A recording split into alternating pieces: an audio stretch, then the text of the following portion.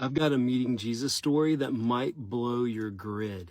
So if you love videos of people telling their Jesus stories, stick around. But I warn you, this Jesus story might mess up your theology a little bit. 10 years back, I was in East India training indigenous missionaries. And I love teaching people who've given up everything for Jesus: social status, personal safety, careers, homes, all because Jesus has made them come alive in ways that many in the Western world could never understand. And going overseas and going into the jungle to wash the feet of the ones who risk everything, I love it. So when I arrived to spend a few weeks at the compound these missionaries were housed at, on the first day and after my teaching session, we broke for lunch. And food fellowship's a big deal in these communities. So students are stopping by to introduce themselves, ask them their story, their hopes, their dreams. And then one guy came up. And to keep his privacy, which can legitimately be the difference between life and death there, I'll call him Micah. He was in his early 20s, but he had this intensity, this gaze, this look of knowledge beyond his years. So I just went right to it. Hey, Micah, how'd you meet Jesus? And this dude, just calm and collected as humanly possible, said, I met Jesus after I died. He now had my attention. Micah said he had been diagnosed with a weak heart early in life, but grew up in a rural but wealthy and devout Hindu home. He'd been schooled in multiple languages, had even picked up a little English, and was expected to go into business for his father. He had never heard the name Jesus and knew nothing of Christians. But one day, in his early 20s, he felt his chest tighten, went numb, and he collapsed. Next thing he knew, he was floating above his body, looking down at it. He knew he was dead, but he didn't feel fear until he saw these dark, shapeless things start to move in the shadows, and they began coming towards him. And immediately I thought of the scene from that old Patrick Swayze movie, Ghost, right?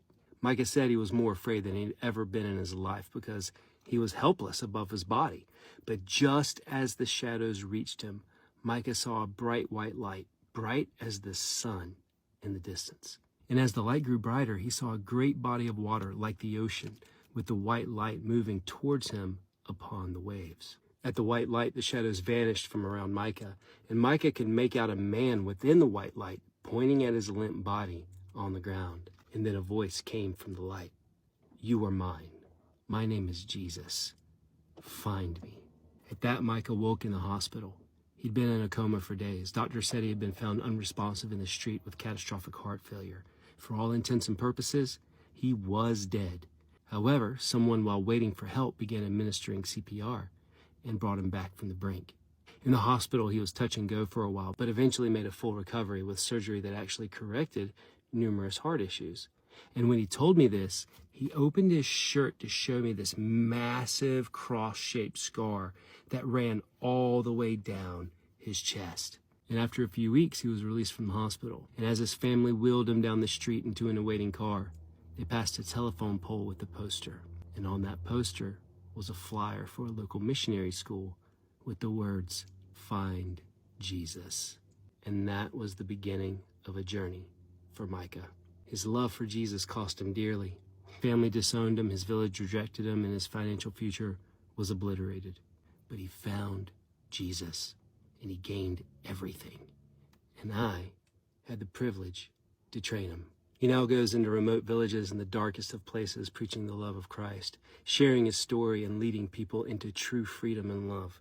Not condemnation, not judgment, not anger, but pure love. But take a pause, because his testimony brings up some testy theological issues. Micah had never believed in, believed on, had ever even heard the name of Jesus, and he died.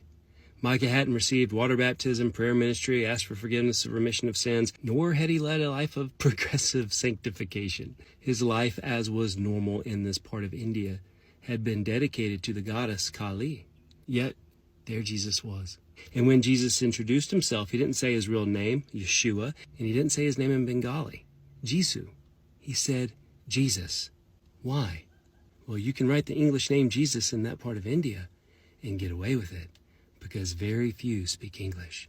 That's how crazy this all is.